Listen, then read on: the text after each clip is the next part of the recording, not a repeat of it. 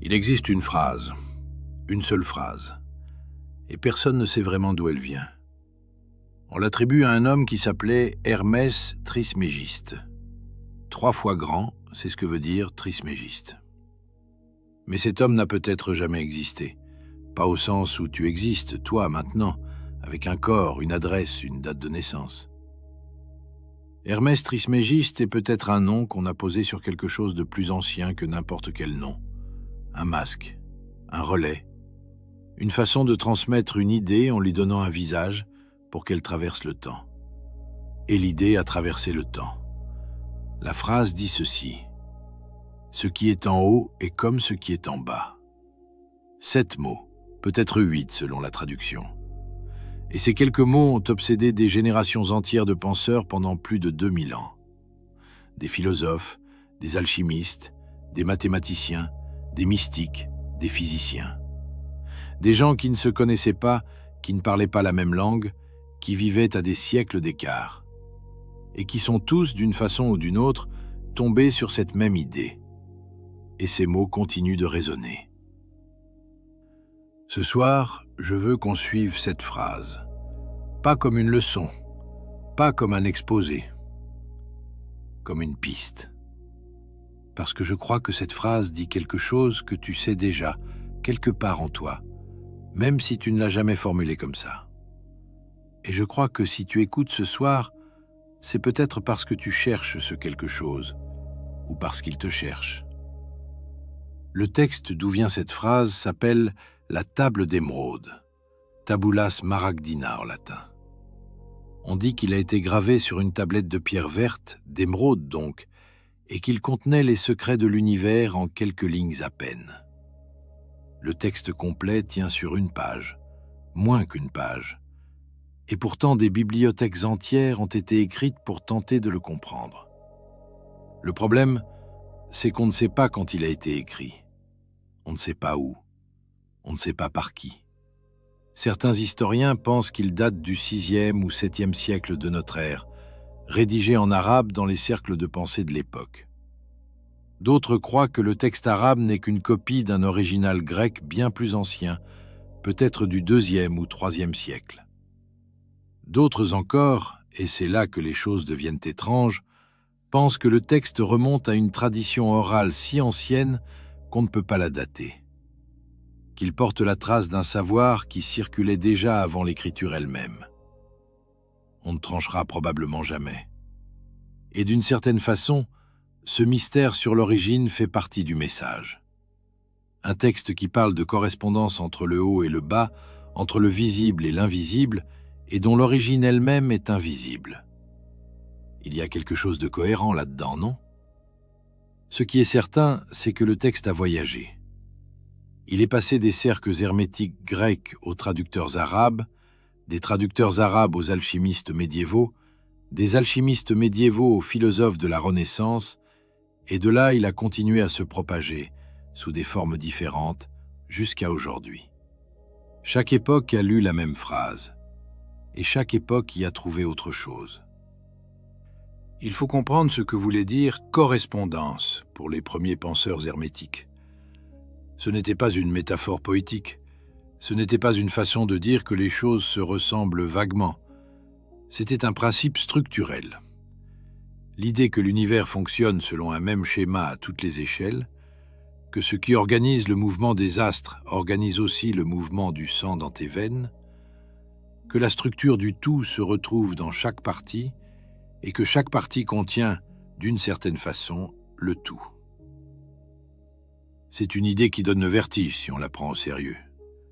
Parce que ça voudrait dire que tu n'es pas séparé du monde, pas au sens sentimental du terme, pas « on est tous connectés », dit avec une voix douce, au sens littéral, au sens où la même architecture qui fait tenir une galaxie fait aussi tenir ta pensée, au sens où regarder à l'intérieur de soi et regarder le cosmos, c'est d'une certaine façon regarder la même chose. Les hermétistes appelaient ça le microcosme et le macrocosme. L'être humain comme petit monde, reflet du grand monde, et le grand monde comme extension de ce que l'être humain porte en lui. Mais bon, c'est facile de dire ça comme une formule. C'est autre chose de comprendre ce que ça implique concrètement. Et pour comprendre, il faut remonter. Pas dans le temps, pas en arrière. En profondeur. Il faut aller voir ce qui se passait quand des gens, pour la première fois, ont pris cette idée au sérieux. Pas comme un slogan, comme une clé. Bien avant que la table d'émeraude ne soit mise par écrit, un homme marchait dans les rues de Crotone, une cité grecque du sud de ce qu'on appelle aujourd'hui la péninsule italienne. Cet homme s'appelait Pythagore. Tout le monde connaît son nom à cause d'un théorème de géométrie, mais le théorème n'est qu'un fragment, un éclat de quelque chose de beaucoup plus vaste. Pythagore avait fondé une école. Pas une école au sens moderne, plutôt une communauté, un ordre presque secret, avec des règles de vie strictes et des enseignements qu'on ne transmettait qu'oralement, jamais par écrit. Ce qu'on sait de ces idées nous est parvenu par des témoignages indirects, des fragments, des reconstructions. Donc il faut prendre tout ça avec prudence. Mais l'idée centrale, celle qui revenait partout, c'était que le monde est fait de nombres. Pas de matière d'abord, et de nombres ensuite. De nombres d'abord. Que la structure profonde de toute chose est mathématique, et que cette structure se répète, partout, à toutes les échelles. Pythagore, ou ses disciples, on ne sait plus très bien qui a dit quoi, avaient découvert que la musique obéit à des rapports numériques précis, qu'une corde qui vibre à la moitié de sa longueur produit la même note une octave plus haut, que les intervalles musicaux qui sonnent juste à l'oreille humaine correspondent à des fractions simples, que l'harmonie n'est pas subjective, qu'elle est inscrite dans la structure même des choses. Et de là, il a fait un saut. Si la musique qui est de l'air en mouvement obéit à des proportions numériques, et si les astres qui sont des corps en mouvement obéissent aussi à des proportions, alors peut-être que tout obéit aux mêmes proportions. Peut-être que le cosmos entier est une musique, que les planètes chantent en tournant, qu'il existe une harmonie des sphères, inaudible à l'oreille humaine mais réelle, structurante, présente. C'est une idée folle. Et c'est exactement la même idée que la table d'émeraude. Ce qui est en haut, les astres, le cosmos, est comme ce qui est en bas, une corde de lyre, une voix humaine, un battement de cœur. La même structure, la même musique, à des échelles différentes. D'ailleurs, c'est intéressant, on a tendance à séparer Pythagore le mathématicien de Pythagore le mystique, comme si les deux ne pouvaient pas coexister, comme si on devait choisir entre la rigueur des nombres et l'intuition du sacré. Mais pour lui, c'était la même chose. Le nombre était sacré, la rigueur était mystique. La correspondance entre la corde et l'étoile n'était pas une poésie, c'était un fait. Il y a un détail qu'on oublie souvent à propos de cette école pythagoricienne. Ses membres se divisaient en deux cercles. Les mathématikoi, ceux qui avaient accès aux enseignements profonds, et les acousmatikoi, ceux qui écoutaient sans avoir le droit de poser des questions. Les écoutants, ceux qui devaient d'abord se taire pendant 5 ans avant d'avoir le droit de parler. 5 ans de silence. On peut trouver ça excessif, on peut trouver ça autoritaire. Mais il y a peut-être une logique là-dessous. L'idée que la correspondance ne se comprend pas par l'intellect seul, qu'il faut d'abord écouter, d'abord laisser entrer sans juger, sans commenter, sans classer, laisser la musique du monde entrer en soi avant d'essayer de la nommer. Parce que nommer trop vite, c'est réduire. Et la correspondance, par définition, ne se laisse pas réduire. Elle est trop vaste pour un seul nom. Donc ces hommes se taisaient. Et dans leur silence, ils écoutaient les nombres. Ils écoutaient l'harmonie. Ils cherchaient cette structure commune entre la corde et l'étoile, entre le son et la lumière, entre leur propre souffle et le mouvement des planètes. Et certains d'entre eux, semble-t-il, l'ont trouvée. Ou du moins, ils ont cru la trouver. Et cette croyance a été suffisamment puissante pour traverser 25 siècles. Et toi, tu as peut-être déjà senti ça sans le formaliser.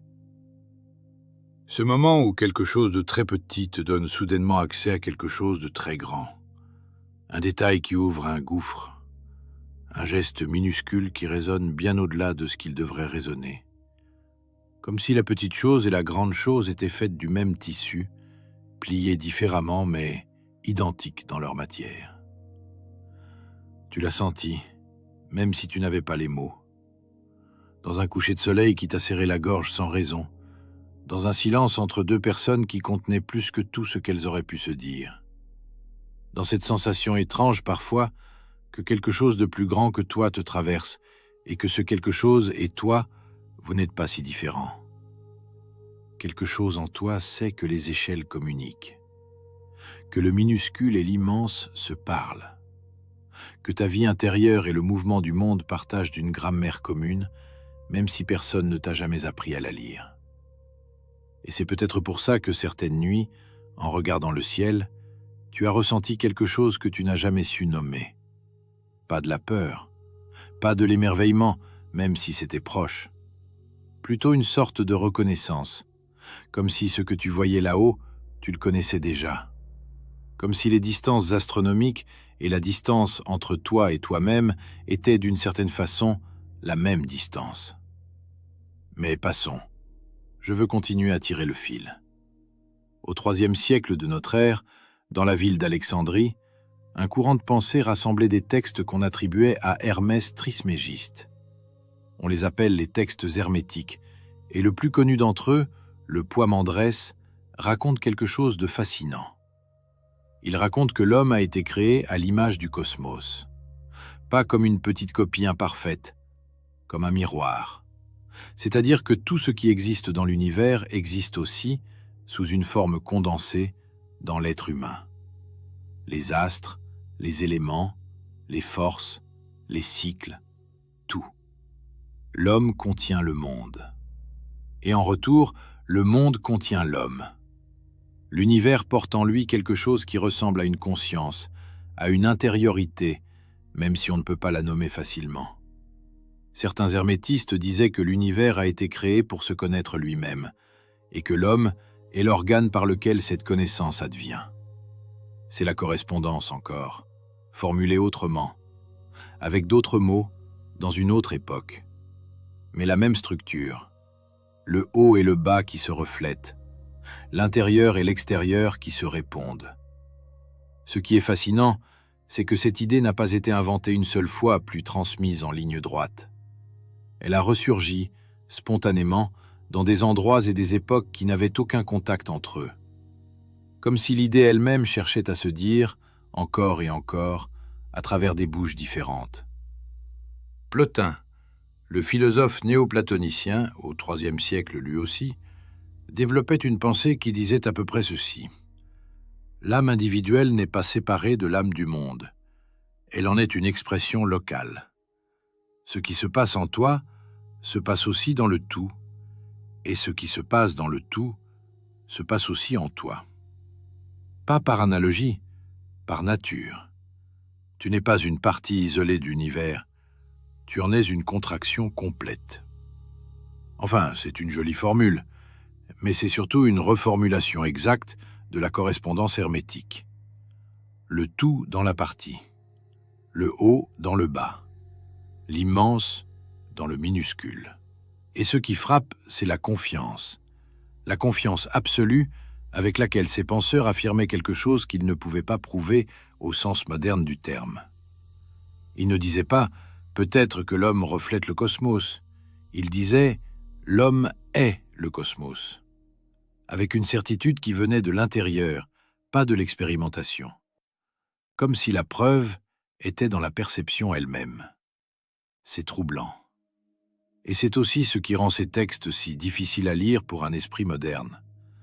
On veut des preuves extérieures, on veut des données. Et ces gens-là disent « la preuve, c'est toi. Regarde en toi et tu verras le monde. Regarde le monde et tu te verras. » À peu près à la même époque, mais bien plus à l'est, dans ce qu'on appelle la tradition philosophique hindoue, Un autre concept disait exactement la même chose, avec des mots complètement différents. Les Upanishads, ces textes philosophiques très anciens, posaient une équation qui ressemble étrangement à la table d'émeraude. Atman est Brahman, l'âme individuelle est l'âme universelle. Ce qui est en toi, au plus profond, au plus irréductible, est identique à ce qui constitue le tout. Pas semblable, identique. Tat tvam asi. Tu es cela. Tu es ce que tu regardes. Tu es ce que tu cherches. La goutte d'eau et l'océan, pour le dire simplement. Et cette comparaison est la seule que je m'autorise ce soir, parce qu'elle est peut-être la seule qui soit vraiment nécessaire. Ce n'est pas un hasard si tu écoutes ça maintenant, parce que cette idée, Atman et Brahman, n'est pas juste une proposition philosophique abstraite, c'est une expérience. Les textes disent que celui qui comprend vraiment cette identité, pas intellectuellement mais dans sa chair, cesse de se vivre comme séparé, cesse de se vivre comme un fragment perdu dans un univers indifférent, et commence à percevoir que la frontière entre soi et le monde n'est pas aussi solide qu'elle en a l'air. La même idée encore, formulée dans une langue différente, sur un continent différent, sans contact apparent avec la tradition hermétique. Et pourtant, le même schéma, la même intuition fondamentale. Comment est-ce possible? C'est une question qu'on ne peut pas éviter, et c'est une question qui ne se pose pas seulement pour les Upanishads et la table d'émeraude. Elle se pose chaque fois que deux personnes, sans se connaître, sans se parler, sans partager la moindre référence, arrivent à la même conclusion. Chaque fois qu'un poète et un physicien disent la même chose dans des langues différentes, chaque fois qu'un rêve anticipe un événement, chaque fois que la vie te donne l'impression bizarre que quelqu'un, quelque part, a lu le même livre que toi, un livre qui n'existe pourtant pas. Il y a deux réponses à cette question, et les deux sont intéressantes. La première est historique. Elle dit que les idées voyagent, que les routes commerciales transportaient des épices et des soies, mais aussi des concepts, que les penseurs grecs et les penseurs indiens se sont croisés, au moins indirectement, notamment après les conquêtes d'Alexandre et l'ouverture des routes entre le monde hellénistique et le sous-continent indien. Que certains pythagoriciens auraient voyagé en Orient, que certaines idées hindoues auraient filtré vers l'Occident. Que la correspondance entre les traditions n'est pas miraculeuse, elle est géographique. Cette réponse est probablement en partie vraie. Mais la deuxième réponse est plus troublante. Elle dit que l'idée revient partout, non pas parce qu'elle a voyagé, mais parce qu'elle est vraie, ou du moins parce qu'elle correspond à quelque chose de si fondamental dans l'expérience humaine que n'importe quelle civilisation suffisamment contemplative finit par la trouver. Comme si l'idée n'appartenait à personne, comme si elle était inscrite dans la structure même de ce que nous sommes, et que chaque tradition, en creusant assez profondément en elle-même, tombe sur le même noyau. On ne peut pas prouver cette deuxième réponse, mais on ne peut pas non plus l'écarter. Et c'est cette impossibilité de trancher qui rend la question si vivante. Jung aurait appelé ça un archétype, une forme psychique fondamentale présente dans l'inconscient de tous les êtres humains, qui se manifeste différemment selon les cultures, mais qui porte toujours la même structure. La correspondance comme archétype. L'intuition du miroir entre le petit et le grand, entre le dedans et le dehors, comme quelque chose d'inscrit en nous avant toute culture, avant toute éducation, avant tout langage. Mais on va parler de Jung plus tard. Pour l'instant, je veux rester dans le fil historique. Parce que la prochaine étape de ce fil est peut-être la plus surprenante.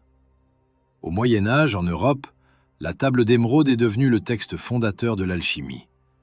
Et là, il faut qu'on parle de l'alchimie, parce que tout le monde croit savoir ce que c'est, et presque personne ne le sait vraiment.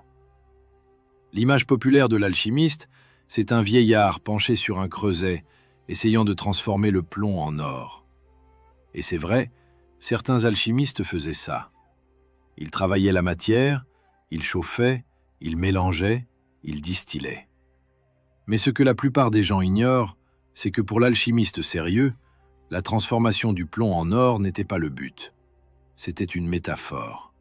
Ou plus exactement, c'était les deux en même temps. Parce que l'alchimiste prenait la correspondance au pied de la lettre. Transformer la matière et se transformer soi-même, c'est le même geste. Purifier un métal et purifier son âme, c'est la même opération. Le laboratoire et l'intériorité sont des miroirs l'un de l'autre. Ce que tu fais au plomb, tu le fais à toi-même. Ce que tu fais à toi-même se reflète dans la matière. C'est pour ça que les textes alchimiques sont si difficiles à lire. Ils parlent simultanément de chimie et de spiritualité, de soufre et d'âme, de mercure et de conscience. Et ce n'est pas qu'ils sont confus, c'est qu'ils refusent de séparer ce que la modernité a séparé.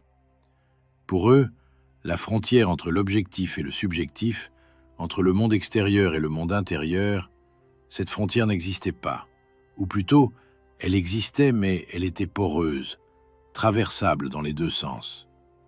L'alchimiste Paracels, au XVIe siècle, disait que l'homme est un petit monde et que le monde est un grand homme. Il ne faisait que reformuler encore une fois la même correspondance. Mais il la reformulait en médecin, parce que Paracels était aussi médecin, et il pensait que comprendre le cosmos permettait de comprendre le corps, que les maladies du corps reflétaient des déséquilibres plus vastes, que soigner, c'était restaurer une correspondance brisée. Et il y avait dans cette vision alchimique quelque chose de profondément subversif, parce que si la matière et l'esprit se correspondent, si transformer l'un c'est transformer l'autre, alors la hiérarchie habituelle s'effondre. La matière n'est plus vile, l'esprit n'est plus supérieur. Le plomb n'est pas inférieur à l'or, il est l'or en puissance. Il est l'or qui n'a pas encore été révélé à lui-même. Et toi non plus, tu n'es pas inférieur à ce que tu pourrais être. Tu es ce que tu pourrais être, mais dans un état qui n'a pas encore traversé le feu de la transformation. C'est ce que disaient les alchimistes en tout cas. Et c'est peut-être la version la plus intime de la correspondance. Non pas seulement le cosmos se reflète en toi, mais ce que tu es maintenant et ce que tu pourrais devenir sont la même chose, vus sous deux angles. Les alchimistes avaient un mot pour le processus, solve et coagula, dissoudre et recombiner, défaire ce qui est figé pour le refaire autrement. Appliqué à la matière, ça donnait des expériences de laboratoire. Appliqué à soi-même, ça donnait autre chose.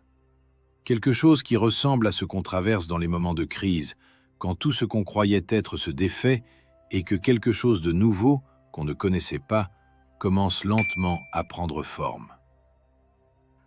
Tout le monde connaît ça. Tout le monde a traversé au moins une dissolution. Et tout le monde a senti, au milieu du chaos, que quelque chose se reformait. Pas forcément mieux, pas forcément pire, différent. Comme si le plomb de ta vie ancienne se transformait en autre chose, sans que tu puisses contrôler le résultat. Donc cette phrase n'a pas seulement traversé des siècles, elle a traversé des disciplines. Elle est passée de la mystique à la philosophie, de la philosophie à l'alchimie, de l'alchimie à la médecine. Et à chaque passage, elle a changé de vêtements sans changer de corps. Et puis quelque chose s'est passé, quelque chose que personne n'avait prévu. La science moderne est arrivée, et elle a tout cassé. Elle a séparé le sujet de l'objet, elle a séparé l'observateur de l'observé. Elle a dit « Le monde extérieur est une chose, ta conscience en est une autre, et les deux n'ont rien à voir. Le cosmos ne te ressemble pas. Tu es un accident biologique sur une planète ordinaire dans une galaxie ordinaire. Il n'y a pas de correspondance. Il n'y a que des lois physiques, mesurables, reproductibles, et tout le reste est superstition. » Et pendant 2 ou 3 siècles, ça a semblé réglé. L'idée de correspondance a été rangée dans la catégorie superstition pré-scientifique, à côté de la divination par les étoiles et de la pierre philosophale. Fini, classé, dépassé. Sauf que la science a une propriété étrange. Elle avance en se contredisant elle-même. Ce qui semblait certain à un siècle est renversé au siècle suivant. Et ce qui avait été rejeté comme absurde revient parfois sous une forme inattendue, avec des équations et des données pour le soutenir. Au XXe siècle, la physique elle-même a commencé à dire des choses étranges. Des choses que les physiciens eux-mêmes avaient du mal à croire.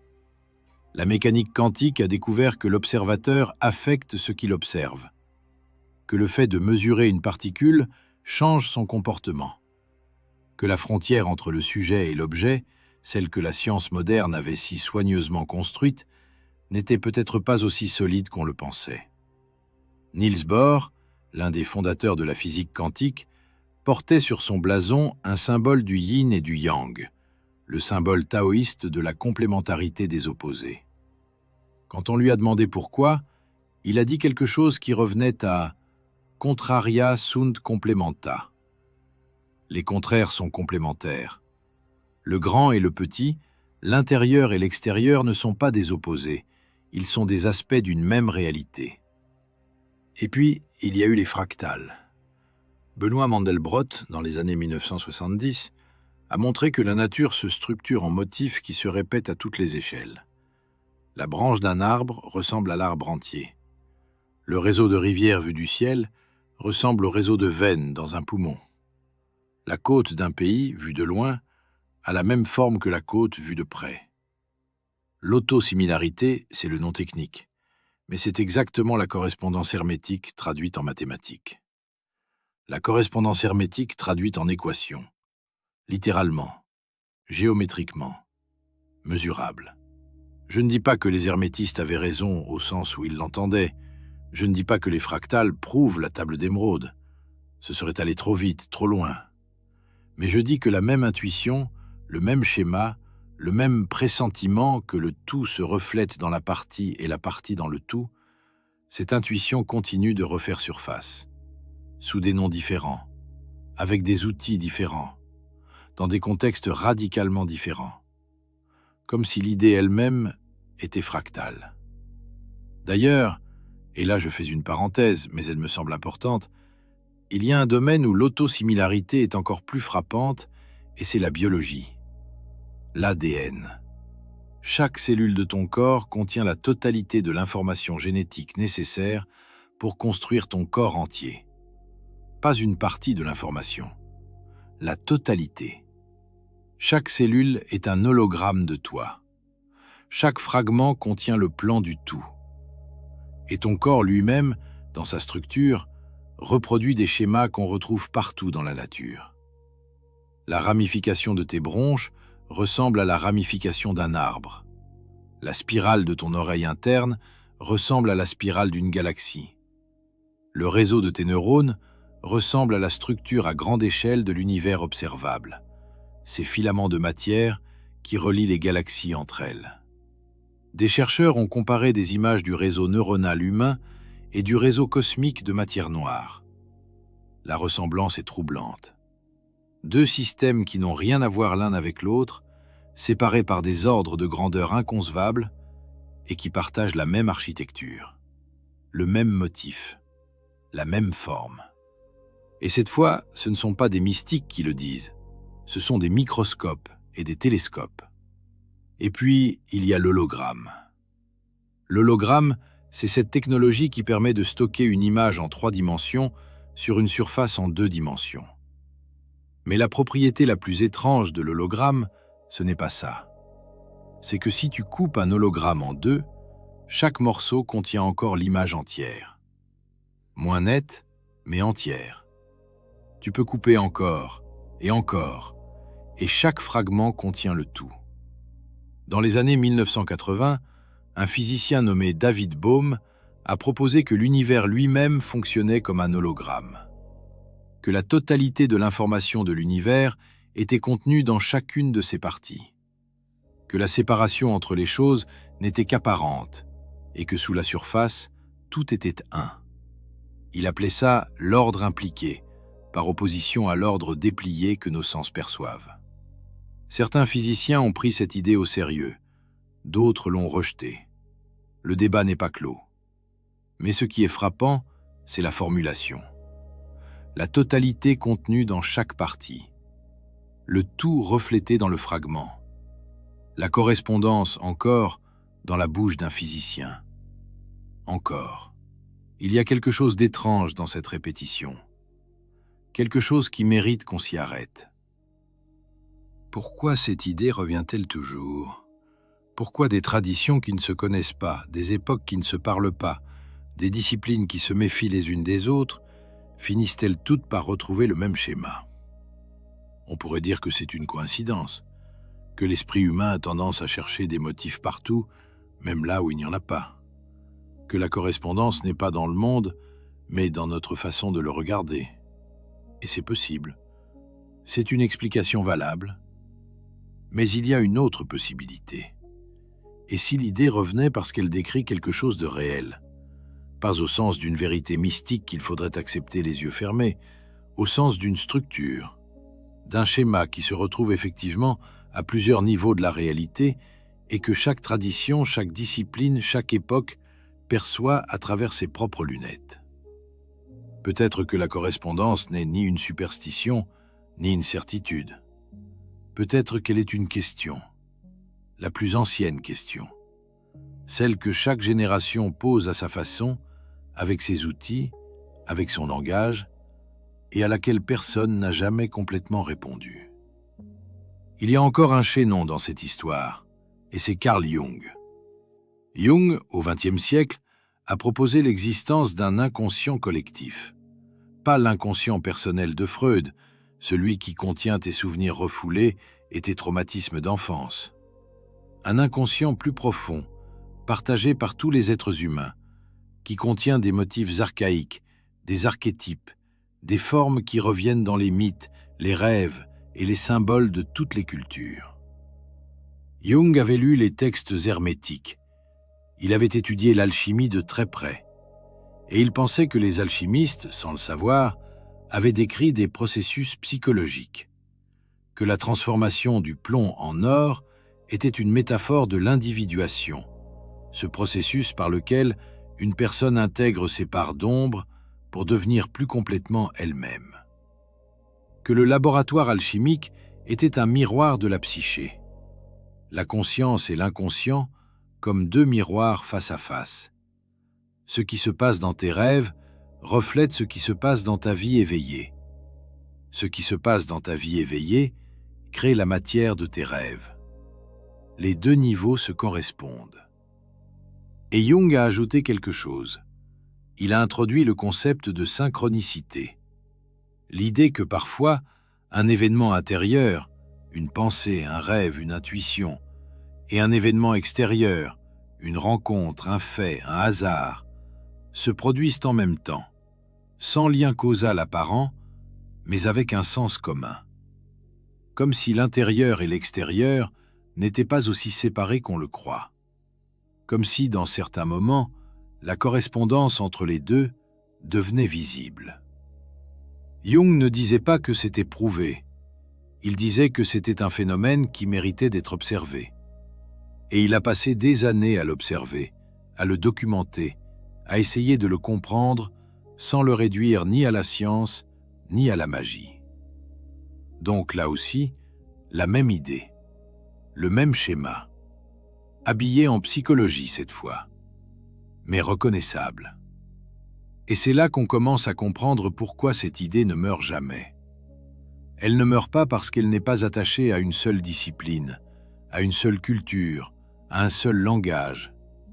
Elle est transversale. Elle traverse tout. Comme si elle n'appartenait à aucun domaine en particulier, mais à tous les domaines à la fois. Comme si elle était elle-même ce qu'elle décrit. Une structure qui se répète à toutes les échelles de la pensée humaine. Tu vois ce que je veux dire ? L'idée de correspondance se comporte elle-même comme une correspondance. Elle apparaît dans la mystique, dans la philosophie, dans la science, dans la psychologie, dans l'art, dans la musique. Partout le même motif, partout la même intuition. Comme si le message et la façon dont le message se propage étaient la même chose. C'est presque drôle quand on y pense. Donc, récapitulons. Non, en fait, ne récapitulons pas, ce n'est pas un cours. C'est une piste, Et la piste ne se résume pas, elle se suit. Ce que je veux que tu remarques, c'est le mouvement. Pas le contenu de chaque tradition prise isolément, le mouvement d'ensemble. Le fait que des gens très différents, armés d'outils très différents, séparés par des océans et des millénaires, ont tous vu la même chose, ou du moins ont tous cru voir la même chose. Et que cette chose, quelle qu'elle soit, ne se laisse pas épuiser. Elle revient, elle insiste. Elle change de nom mais pas de forme. Hermès Trismégiste, s'il a existé, disait « Le haut et le bas sont faits du même ». Pythagore disait « Le cosmos est harmonie et l'homme contient cette harmonie ». Les Upanishads disaient « Atman et Brahman », le soi individuel et le soi universel.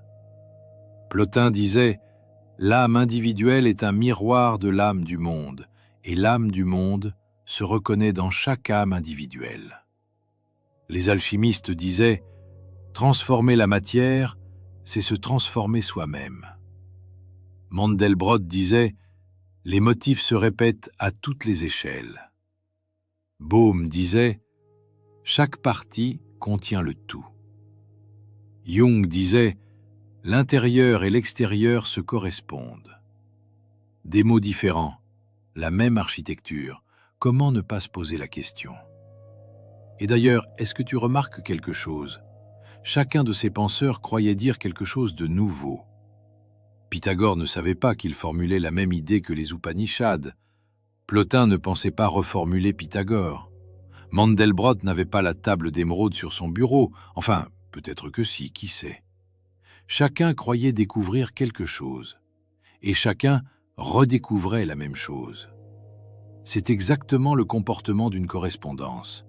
Le même motif à des échelles différentes, chez des observateurs différents, dans des contextes différents. L'idée elle-même obéit au principe qu'elle décrit. Et ça, je ne sais pas si c'est une preuve ou une coïncidence, mais c'est, au minimum, fascinant. Et maintenant, la partie la plus difficile. Celle qui te concerne. Parce que tout ça reste abstrait tant qu'on ne le ramène pas à l'expérience. Tant qu'on ne se demande pas ce que ça veut dire pour toi, ce soir, dans ta vie, avec ce que tu portes.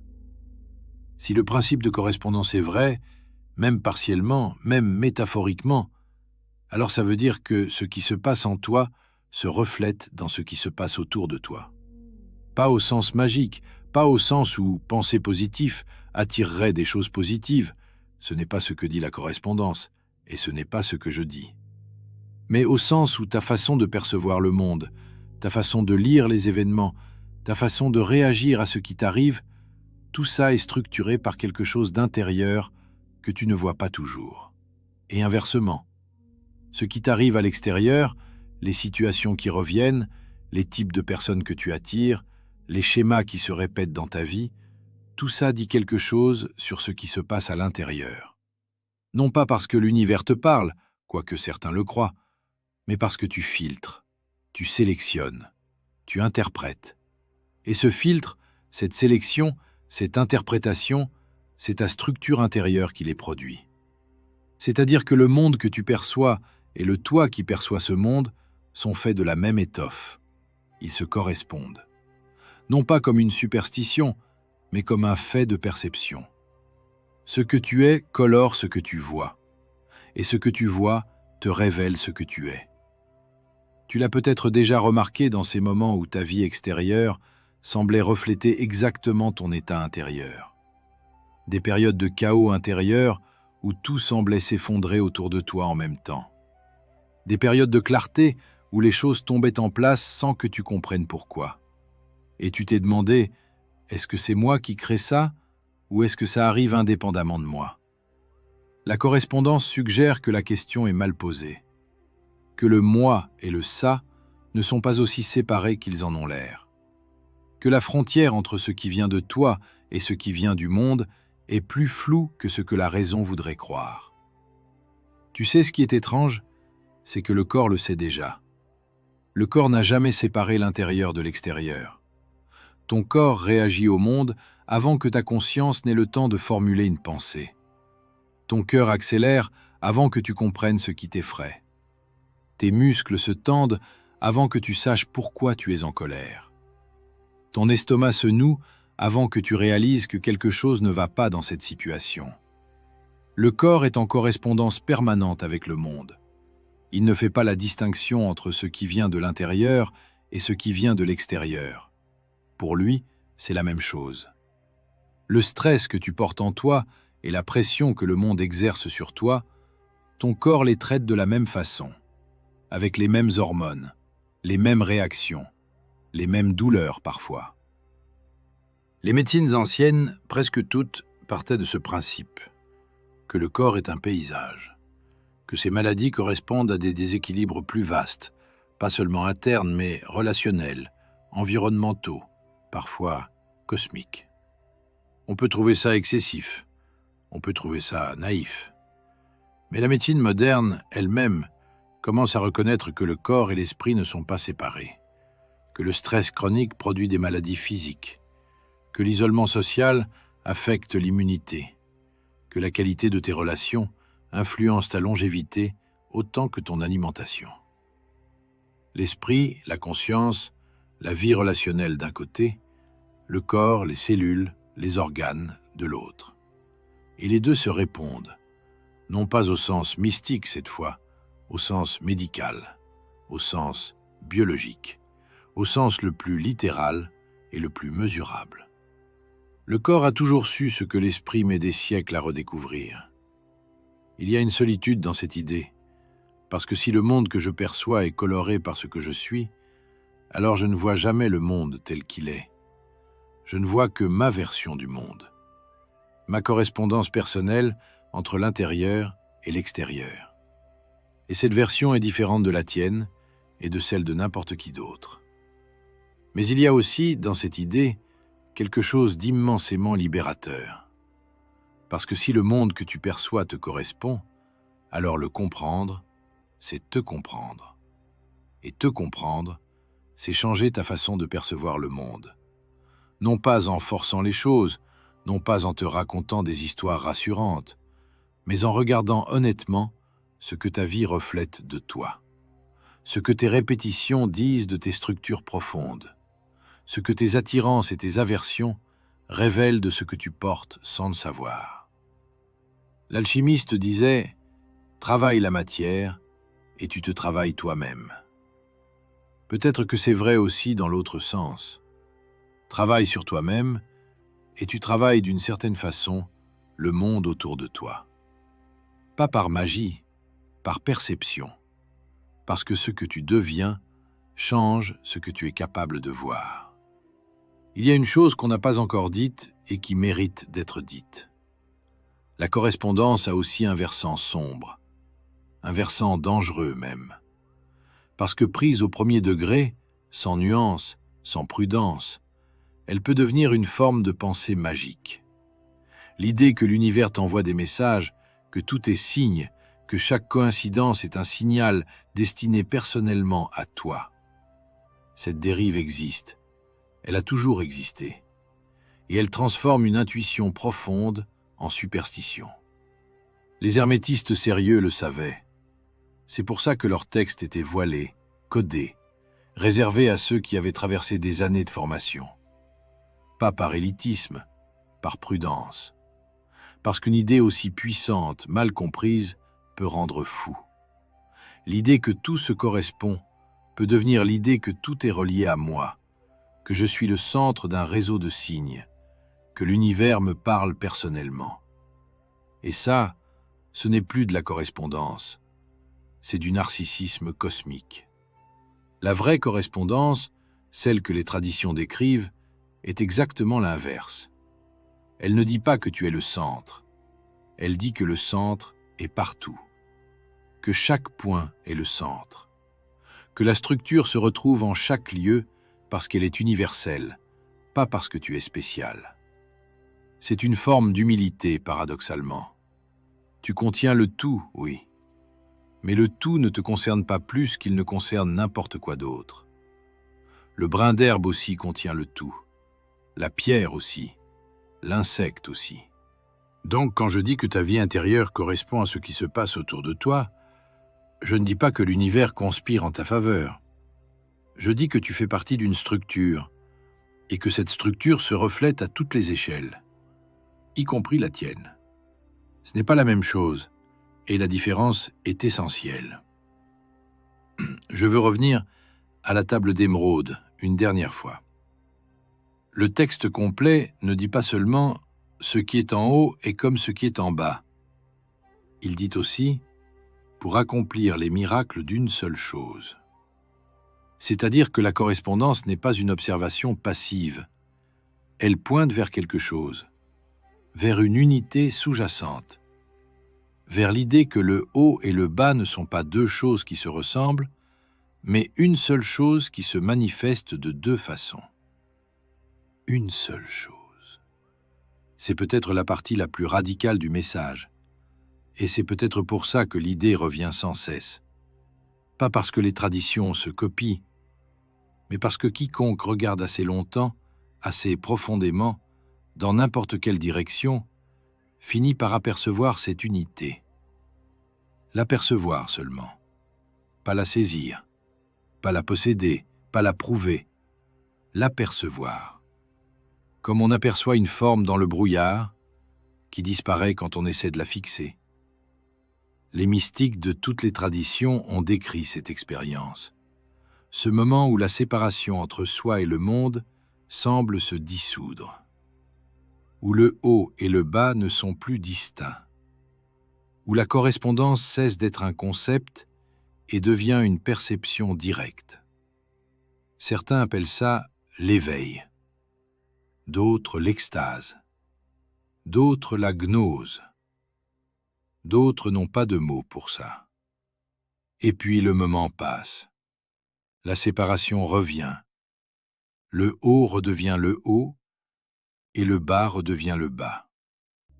Et on se demande si c'était réel ou si c'était une illusion. Peut-être que la table d'émeraude ne répond pas à cette question. Peut-être qu'elle la pose simplement, depuis 2000 ans. Et peut-être que c'est ça, le vrai pouvoir de ce texte, pas ce qu'il affirme, ce qu'il ouvre.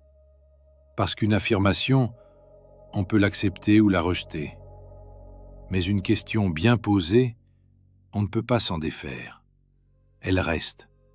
Elle travaille en dessous. Elle change la façon dont on regarde les choses, même si on n'y pense pas consciemment. Et cette question, la question de la correspondance, elle est d'une simplicité redoutable. Est-ce que le monde dans lequel tu vis et le monde que tu portes en toi sont deux mondes distincts ou deux faces du même? Tu peux répondre oui ou non, ou que la question n'a pas de sens, mais tu ne peux pas faire comme si la question n'existait pas.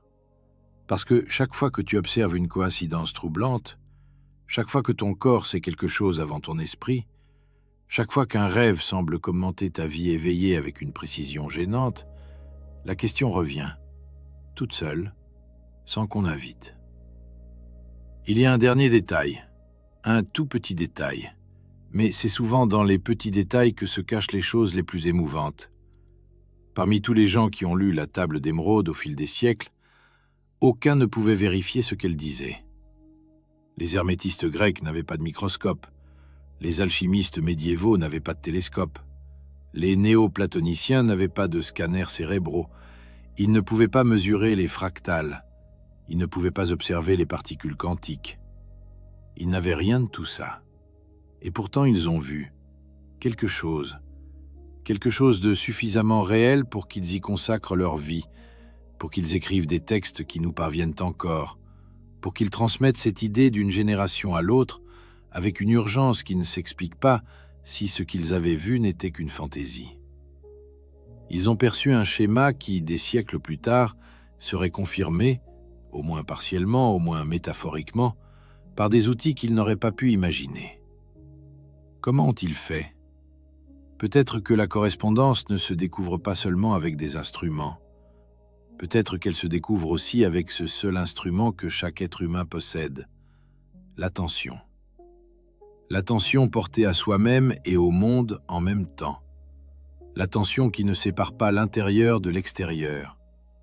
L'attention qui laisse les deux se superposer, se mêler, se répondre. Une attention que la modernité, avec sa division entre objectif et subjectif, a largement désapprise, mais qui revient, qui insiste, qui elle aussi fait surface à chaque époque sous un nom différent. Méditation, contemplation, présence, observation participante. Toujours la même chose. Et peut-être que cette attention, au fond, c'est la seule chose que la table d'émeraude demande. Pas que tu crois, ni que tu adhères à un système, encore moins que tu deviennes hermétiste, alchimiste ou physicien quantique. Juste que tu regardes le monde et toi-même en même temps, sans séparer les deux. Que tu laisses la possibilité que les deux se parlent. Que tu restes ouvert à cette hypothèse folle et ancienne que le dehors et le dedans, le petit et le grand, le visible et l'invisible, sont peut-être les deux faces d'une même pièce que personne n'a jamais vue en entier. Et si tu regardes assez longtemps, assez honnêtement, sans forcer les interprétations, sans plaquer du sens là où il n'y en a peut-être pas, alors quelque chose se passe. Pas une révélation, pas un éclair de compréhension. Quelque chose de plus discret. Une sorte de familiarité avec le monde. Un sentiment que les choses font partie d'un ensemble, même quand tu ne vois pas l'ensemble. Une confiance qui ne repose sur aucune certitude et qui pourtant tient. Les anciens appelaient ça la gnose, la connaissance directe, sans intermédiaire. Celle qui ne passe pas par les mots, par les livres, par les démonstrations. Celle qui vient quand on regarde assez longtemps pour que la séparation entre l'observateur et l'observé commence à trembler. Mais enfin, ce ne sont que des mots. Et les mots, c'est justement ce qui sépare. Cette phrase a traversé 20 siècles. Elle a changé de langue, elle a changé de discipline. Elle a été gravée sur de la pierre, copiée sur du parchemin, imprimée sur du papier, diffusée sur des écrans. Elle a été lue par des mystiques, des charlatans, des génies, des fous, des scientifiques, des poètes, et elle est toujours là. Ce qui est en haut est comme ce qui est en bas. Chaque époque l'a redécouverte sous un nom différent, harmonie des sphères, microcosme et macrocosme, Atman et Brahman, l'homme universel, solve et coagula, fractal, hologramme, inconscient collectif. Autant de noms pour la même intuition. Et toi, sous quel nom l'as-tu déjà rencontré? Parce que tu l'as rencontré, j'en suis presque certain. Pas dans un livre peut-être, pas dans un texte ancien, peut-être dans un moment. Un de ces moments où quelque chose en toi et quelque chose dans le monde se sont soudainement alignés et où tu as senti, l'espace d'une seconde, que la frontière entre les deux n'existait pas vraiment. Tu n'avais pas les mots, pas le cadre non plus, et certainement pas la table d'émeraude pour mettre un nom dessus, mais tu l'as senti. Peut-être que tu l'appelles intuition, ou hasard, ou alors tu ne l'appelles rien du tout, parce que les choses les plus profondes résistent au nom. Mais elle est là. Quelque part dans ta façon de percevoir les choses, il y a cette impression tenace que le dedans et le dehors se parlent, que ta vie n'est pas un accident isolé dans un cosmos indifférent, que quelque chose correspond. C'est peut-être vrai, c'est peut-être une illusion produite par un cerveau qui cherche du sens là où il n'y en a pas. Les deux sont possibles, et la table d'émeraude ne tranche pas. Elle n'a jamais tranché. Elle se contente de poser la phrase, depuis 20 siècles, comme une porte qu'on n'a jamais fini d'ouvrir. Ce qui est en haut est comme ce qui est en bas. Et la question n'est pas de savoir si cette intuition est vraie ou fausse. La question est de savoir pourquoi elle ne te quitte pas.